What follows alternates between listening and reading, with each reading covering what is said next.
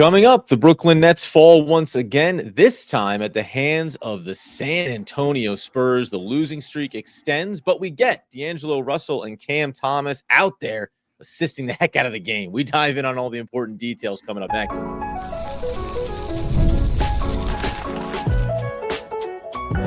You are Locked On Nets, your daily Brooklyn Nets podcast. Part of the Locked On Podcast Network, your team every day. Yes, my friends, it is the Locked On Nets podcast, right here on the Locked On Podcast Network. It's your team, the Brooklyn Nets, every single day. He's Doug Norrie. I'm Adam Armbrecht. We thank you, as always, for making us your first listen of the day. We're 100% free on all those great platforms, and let you know that you can go check out the NBA squad shows for both West and Eastern conferences every single Tuesday night, breaking down some of the latest topics and conversations. You see it on our feed and all across the Locked On Podcast Network. And Doug, hey, what's just a little 127-113 loss between friends here as the Nets continue to go in the wrong direction, depending on where you stood as a fan base? 5-game losing streak now for Brooklyn. Well, that's now 0-5 since we decided to start rooting for the wins. Just going to keep track of that running scorecard as we go here. So, and look, this only works if you mean it. So we went into the game and wanted them to pull off the W against the Spurs, and are disappointed with the loss here. We got a lot to cover. There were some pretty good takeaways, I think, from this. Overall, I think, just on a high level, they were really let down by a third quarter where they just couldn't score at all. Like, they had 11 points with something like 3 minutes left to go in the third quarter. Or 11 points in that quarter. And that was when the Spurs just completely ran away with it. Like, they were getting out in transition. Devin Vassell's hitting just pull-up threes in transition. They were getting back cut like crazy on defense, and they couldn't score. And so, or back cut / like the Spurs were just getting to the rim very, very easily. And so that was where the game really, if you were looking for a place where the game really shifted, it was there. I mean, at halftime, it was 62-57. The Nets were definitely in the game. It was kind of swinging back and forth, but they just came out of the third quarter. Whatever it is, you want to say they came out slow, they couldn't score, like whatever the sort of like, analysts speak for Coach whatever happened there.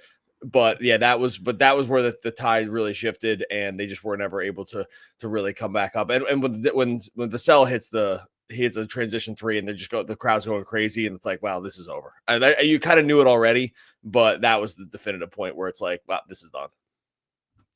They lose that game. They lose that quarter, in the third by 14 points, 23-37. Yeah. Just to your, it does really crystallize where they were at halftime versus where they were going in the fourth quarter. And the irony here in some ways is, even though, yes, the offense kind of falls down there in the third quarter for them, they scored 113 points. And by Brooklyn Nets standards, this is a game when you come out of, after all these that we looked at, only put up 94 points against the Pistons, 102 against the Blazers, right?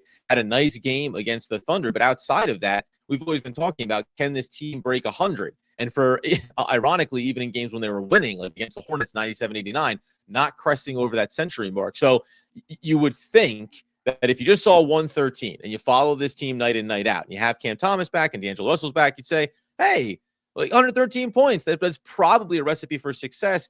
But the funny thing is, it reminds you of something that we discussed when it came to the defensive side of the ball and being able to do some good things.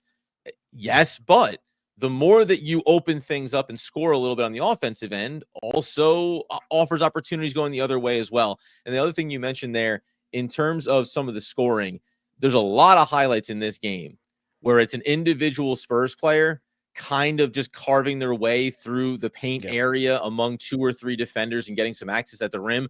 I wouldn't call it a stout defensive approach that the Brooklyn Nets took on that end of the floor, giving up 127 to the Spurs as well. Like I said, they had many times in this game that's where they just, like you said, before, they just allowed the guys to get all the way to the rim. One of the best examples of it was right at the end of the half where there's 6 seconds left in the half, and they let just De'Aaron Fox go the length of the court just for a layup. And it's like, and it's not like the whole story here, but that I was like, wow, that was interesting. He just went, they knew exactly what he was going to do. They gave him the ball, and he literally just dribbled the entire court and had a relatively easy 2 to end the quarter, and end the half. And then they came out in the third quarter, and there was the same thing. Like, these guys were just, it was either mini transition stuff. The Nets got getting back on defense. And the Nets take a sort of high pressure approach to to when other teams have maybe like one good ball handler, right? Like we've seen this before for the Nets where another team will have one good ball handler and they really want to work to pressure that guy a lot, right? Like we see that what they did with SGA, they did with Tyrese Maxey. Like it's like, okay, well, that's your guy that's going to be sort of tasked with bringing the ball up the court. And we're just going to really, Dame Lillard, they did it too. Like, I'm just trying to think of other examples where teams have like these like sort of high powered guards and where Nets would really work to make those guys' lives sort of very annoying. SGA, right. Yeah. They said, where they, we've talked about this before. It's like where they just get super annoying. Well, the Spurs have two guys like this. And so the problem is you just can't really, when they start the Fox and CP3, you just really, this doesn't work as well. Right. And then you add, and I'm not even taking a dig at him because I think he had a good game. But like when you replace some more defensive, like sort of guys with Cam Thomas, who clearly is like way better scorer, like now your backcourt is just not really that defensively sound. Like the D'Lo Cam is just not equipped to guard De'Aaron Fox and Chris Paul. Like that's just not a great setup for the Nets. So again, it sounds like I'm taking like damning with faint praise, like with Cam, because I actually really didn't want to start with a negative on him. I think he had actually a really good game, but it's just kind of like when you look at the personnel that they're throwing out there, what they were doing in the past for defensive purposes, which was really working, it doesn't work as well with those guys. And the offense should get better. Like they scored a lot more points this game, but the defense is going to take a toll too. So too many easy baskets, too many just free coasts to the rim. Harder to implement the things they were wanting to do, get a little less length in the backcourt defensively, and it kind of just all compounds together so they just really couldn't stop the Spurs at any point during this one.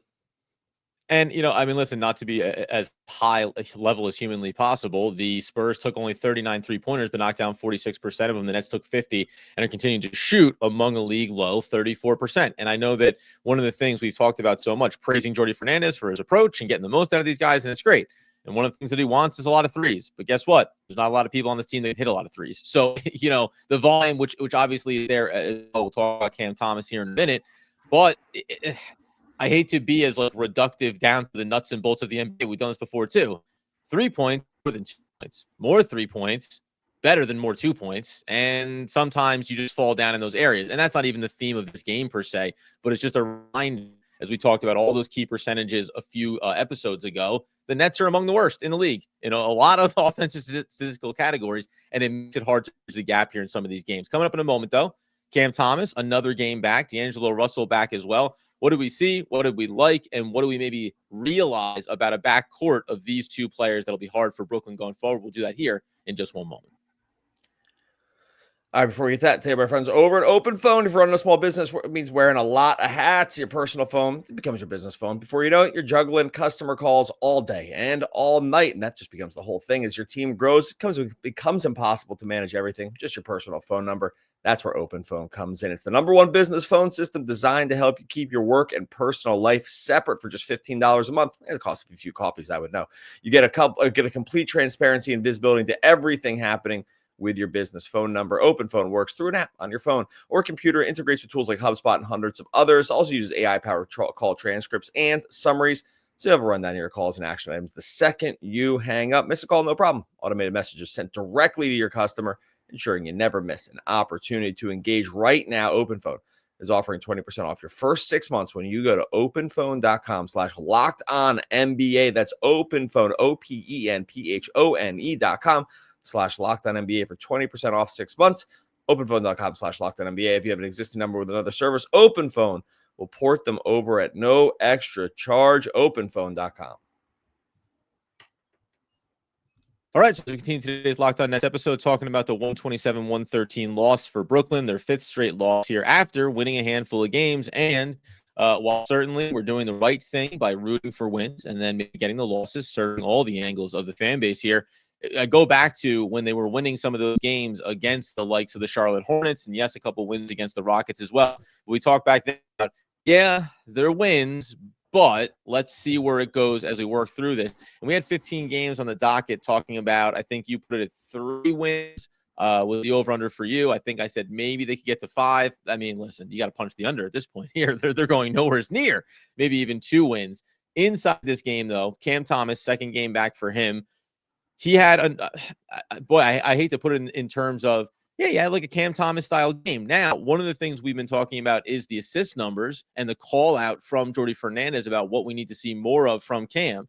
This is a nice box score for him against the Spurs. 28 minutes, 8 of 19 from the field, 4 of 13. Not great high volume from beyond the arc, but still almost 31%. Gets to the line 4 times, and then the 6 assists and only 1 turnover. So there's a lot to like there. And I just wonder, we mentioned there in the first segment, the combination with him and D'Lo, it offers some good, but in totality, ironically, I think it actually exposes some of the weaknesses of having D'Angelo Russell in your backcourt as well, for as good as he's been since coming over to Brooklyn. Okay, so I will start off with Cam here because I'm going to give him a lot of praise. Yeah. I never do this because I think it's usually this stuff comes out in the aggregate when it comes to like, oh, you should have had this and you should have had that. So I'm caveating this by saying good process, bad result, right? I think he could have had 10. He should have had 10 assists in this game. Like I'll say this right now. He should have at least had 8 because there was 2 guys and almost like back-to-back possessions. Cam Johnson and Zaire Williams missed like poster dunks, and that he would have gotten the assist for. And so again, I think like I was probably particularly tuned into it because we had talked about it last episode or 2 episodes ago, and Jordy Fernandez had made the comments. So that was like something I was keeping an extra eye on watching. It was like, okay, let's watch. Is it all just shot chucking here, or is it like a move toward making sure there's other things happening? I mean, there was a clear move. He already had 6 assists in just 26 minutes, which on a per minute basis is like one of the highest numbers of his career.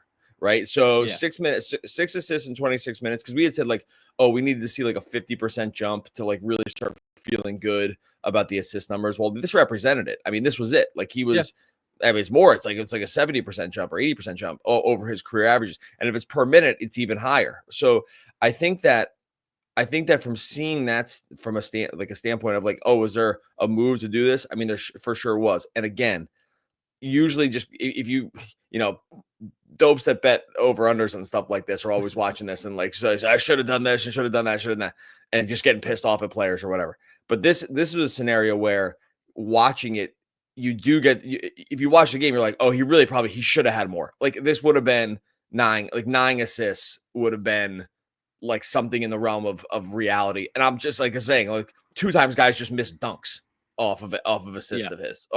So when that happens, I think we're fair to say, oh, that number could have been higher. So I think all in all from him, this was exactly what you want to see. I don't know if it goes to he got the message, or if like this game was just like at a really faster pace and the possession levels were just way higher.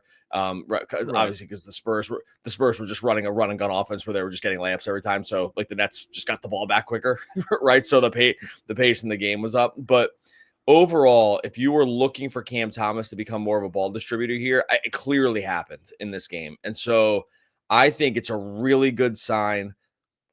As with anything, you want to see it happen 5, 10, 15, 20 games in a row, right? Or see it happen more than less over that stretch.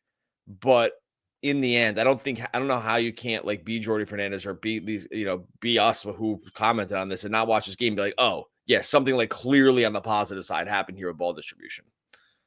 Yeah, for sure. And it's funny too, because you would, to your point, Luka dishes out a lot of assists. So at the end of a game, you don't go, wow, he could have had 14 instead of 10. He could have had 15 instead of 11, because it doesn't matter, because all the assists are there and he consistently does it. So you really don't try to hone in on those numbers, because it all works itself out and he's really good at that thing. For Cam Thomas, you might be going like, well, it could have been a career night for him from an assist standpoint. It could have, and it still is a very good night for him. The one thing that you mentioned there that I think is critical, and it's not to be overly critical about Cam, it's now go do it again, and then do it again, and then do it again, right? Like you have to look back at the end of this season and say, Cam Thomas ended up moving the needle on his assist numbers and on the intention around it. To your point about the misses. Okay, offense is bad in Brooklyn. They don't have a lot of quality players on that end of the floor. That's okay. Did you make the right pass and did it not go down? And I can understand too, by the way, as an aside to the game itself, Cam Thomas, somebody did point out over on YouTube, did we recall when Steve Nash made the comment about like being a facilitator and Cam Thomas had like the eye roll in his press conference from a couple of years ago? I very quickly pointed out, yeah, well, when you have a real coach say it, it means something different than when, your fake coach says it and he wants you to do something in spite of all of Nash's accolades. I think there is the constant push and pull here for Cam Thomas is, well, we lost the game by 14. I did a lot of good things, and that's great. And from Jordy Fernandez and the Nets standpoint, they're saying, let's show that you can do these things. Let's work on these things. Because next year, it could matter even more for us. The future of what your role is going to be matters a lot more if you take the time to do these things effectively now. But if Thomas, you go every night and you go, yeah, but I'm the best offensive player. I took 19 shots in this game. I should take 40 in 26 minutes because that's our best chance to win. So I do think that push pull, and then especially when you have a couple of guys who I'm sure he respects and likes playing with, and you go, well, thanks a lot. Thanks for blowing the dunks. We could have easily been up another couple of points, and also I could have had a couple more assists. So I wonder how the ego plays into that when you think about what you're best at versus what you're trying to work on and build as an all-around player. I think we said at the beginning of the season or like before the season start, we said the hope here would be going into the season that the Nets, I mean, this is an understatement, but that the Nets would kind of have an organizational sort of like discussion and say, hey, look, the wins don't matter as much as like getting better. Like the wins don't matter as much as the future. And I think we talked about it specifically with him where it was like, hey, look, it's okay. Like if we don't win the game, we don't win the game. Like we have to get better at these other things in order to like be better as a team going forward. And if you take some lumps early, like you see this with soccer a lot. It's like, hey, if you want to instill like the right sort of like Pep Guardiola, like, you know, all ball control, play through the back. Yeah. When you're young, you're going to lose like 11-0 because like you're going to play through the back and the other team's just going to score. Right. And so it's like, and you have to kind of like get parents on board to be like, hey, look, but guess what? When they're like 12, 13, 15, 18, like they're going to be awesome. And by the way, it works like that, right? Like you play the right way and you play this like very like controlled precision passing game. When you get older and great at it, it's like a total cheat code and it's unstoppable. But the beginning part is going to look so bad to a certain set of people because you're going to pass back to the goalie and their team's just going to have a free run at it. So I'm saying this to say, if you're back in like in the early days and you're saying like, hey, look, we need to get better on offense in these certain areas, that's not going to look like putting up 30 shots every game. That's okay. And we're okay living with the downside of some bad passes or some bad decisions or whatever. I don't know if that happened or not, but like that, we thought it should have happened, right? Like that should be the thing. It's like development means having it look worse before it looks better. And maybe we're too late in the season for it to happen here, but I've always we were preaching that from the beginning that I was like, okay, have it look bad. It's fine. This is the year to have it look bad in order for it to look way better in the future. And of course, that means for Cam Thomas dealing with the internal battle in spite of missing games due to injury this season of looking bad because it's better for the team overall as I head into a contract offseason, as I want to go get paid, right? So there are those elements that certainly come into it, despite what the organization may want to do. Coming up here in a second, Nets lost. We all know that. D'Angelo Russell returned, though. Other takeaways from this game, and potentially what does it look like for the remainder of this season when we look ahead on the schedule a little bit to close things out. We'll do that here in just one moment. I'll let you know this show is sponsored by BetterHelp. Who's in your support system? We all need people to lean on. Friends, family, mentors, professionals, even the strongest leaders and athletes know that asking for help makes them better. Therapy is one of the best ways to build a strong support system, not just for tough times. Helps with setting boundaries, developing coping skills, becoming the best version of yourself. You can see it firsthand how valuable it is to have a support system. Keeps you grounded, keeps you motivated. It's not just about those crisis moments. It's a tool for self-improvement, stress management. All can use that, and navigating life's challenges. Build your support system with BetterHelp. Visit BetterHelp.com/LockedOnNBA to get 10% off your first month. That's BetterHelp, HELP.com/LockedOnNBA. All right, Ty Bow on today's Locked On Nets episode 127-113. The Nets fall to the San Antonio Spurs. It's a game where the Nets attempted, actually, oddly here, by the way, you lose by 14 points. Try to figure out why. Well, the Spurs took 9 more shots than you. And the Nets, 86 field goal attempts in this game. Guess what? They average just over 85 a game. They changed nothing about their approach to this, whether or not the Spurs are getting out and running a little bit more when it comes to the game action. One of the here, before we talk about other takeaways in the schedule ahead for Brooklyn, even though it's only been 21 games for Cam Thomas this year, the minutes are obviously right on par with last season, 31, 32 minutes a night. The shots per game are right on par with last season as well. Like all the numbers we did this the other day, just to clarify it, the actual 3-point volume has gone up significantly this season. He's averaging close to 8 attempts per game. Now that may level out here as the season progresses and you get just more games. Still shooting at a good clip though. Free throw attempts are up. Free throw percentage is up. Rebounds are slightly up. Assists per game are up, right? So half assist up here. And we talked about this, I know, the other day. But if we can look back and say that he was 1.5, maybe close to 2 more game this season, right? If you can get to 4.5, close to 5, and we talked about that in the offseason as well, then that would, would you be able to do that as a snapshot and say, oh, okay, when he came back from injury, we really saw him with a little more dedication to that side of the game on the offensive end, and we can think about what he looks like going forward in the backcourt for Brooklyn.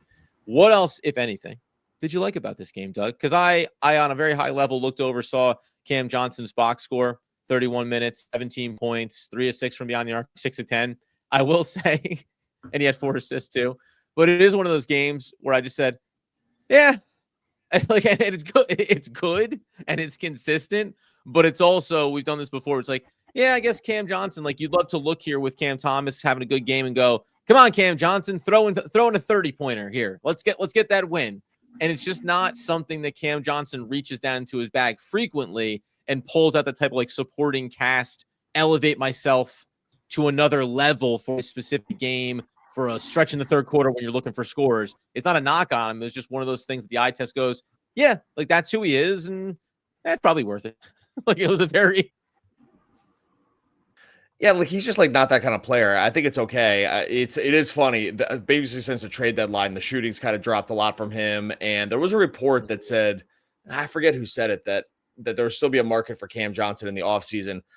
Who even knows what that means? But I think that this Nets fans could probably classically raise their hands up and be like, yeah, of course he can't shoot anymore. They don't trade him, and now the shooting kind of dips off, and there's regression coming on this.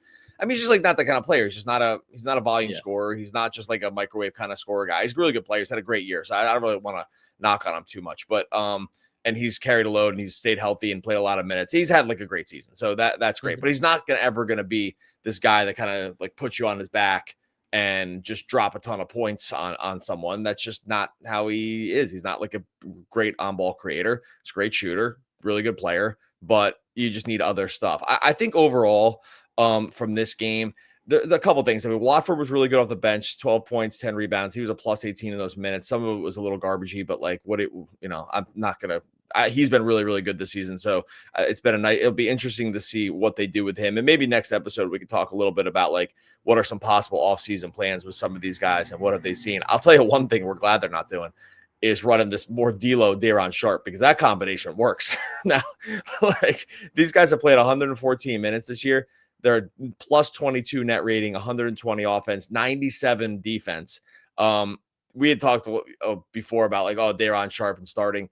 I will walk that back a little bit because the guy is an absolute foul machine. And so like, even you physically can't give him 30 minutes. He can't stay on the court for 30 minutes because he fouls too many times. So like, and that is a for sure problem. I know like the sort of the full energy, go for everything, all hit the glass all the time, rebounding stuff looks great. The fouls are like a huge problem. He's just can't. He had 4 fouls in 16 minutes last night, and he's just a complete nut. I think he fouled out in like 18 minutes the other night. So I think the combinations of those guys work when they're actually like, fouled out 6 fouls in 19 minutes, and that tied what he did the game before, where he also fouled out in 19 minutes. I mean, that's like you're getting paid to foul. Like that is an unbelievable amount of fouls. No, and we talked about this with him, like even after I think the big performance, and it was about, could you play a ton of minutes and then avoid some of those issues on the defensive end? You're a great rebounder, but you're not fleet of foot. You're not Nicholas Claxton around the basket. So that's come to fruition a little bit, and it's just brutal. It comes off of a 31-point career performance. He's followed that up with maybe some of his worst basketball. So, just consistency from the Brooklyn Nets and some of these players that like to build a narrative and then shut it down as possible. Yeah. All right. We are going to get out of here kind of short a little bit early. We're going to come back. We'll talk a little bit about some of the offseason stuff that's coming for the Brooklyn Nets. We can talk a little draft stuff too. They are climbing against what Adam and I want. there's a chance that they're going to sneak into the top 5 in the tankathon odds here. Again, I want to be very clear to the entirety of the universe. Very against this. Very, very against this. And as I told someone on Twitter the other day, this only works if you believe it. You have to believe it. Yep. You have to belong the way. You can't just say it and have big, we want the wins. It's not going to work. The universe doesn't work that way. We have to all believe that we want the win, and then we let the chips fall where they may. That's what ends up happening. Because right now, there's a little bit of world where we're sniffing the top 5 with the tankathon odds. Again, congrats to Washington. They'll never get anywhere close to these teams. These other teams have put in such an effort to be as bad as humanly possible. The Wizards, last thing, I know I'm going forever here.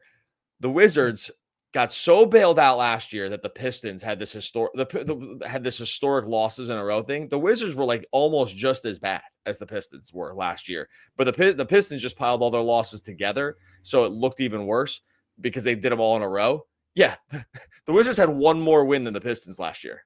And the Pistons set a record for almost most games lost in a row. And so the Pistons this year look actually decent, and the Wizards got, wait for it, worse. So anyway, they were gonna never catch them, but maybe you're gonna sniff that top 5. All right, we're gonna get out of here. Make sure you subscribe to Locked On Nets wherever you listen to the podcast. Make sure you subscribe to YouTube. Go leave a comment. We're doing Fan Take Fridays not every Friday, but a lot of Fridays. Go and leave a comment. And we'll make it on the air. A lot of people you've heard over the course of this, especially this year, have had their names read out with their questions. So be one of those. Go over to YouTube, subscribe, and leave a comment. Jerry, just remember, it's not a lie if you believe it. And that is George Costanza. One of the all-time great poets. We're back in tomorrow talking more Brooklyn Nets. And great liars. Basketball, yeah.